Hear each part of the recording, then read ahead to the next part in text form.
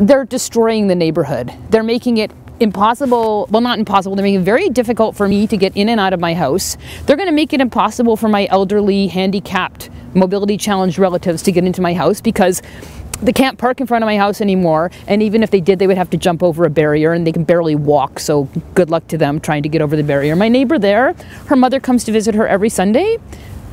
She always parks right in front of the house because her mother's got a walker.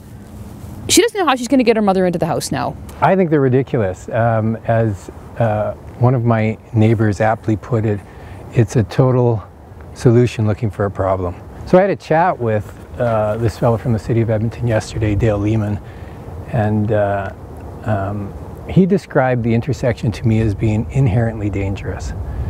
And so I explained to him my perspective on things, which I think is a uniquely good one. And I said, well, you know, I'm prepared to accept it that I don't know something here. I may not have all the facts. So give me some statistics, like where are the issues? Where are the vehicle issues? Where are the pedestrian issues? He told me point blank he couldn't.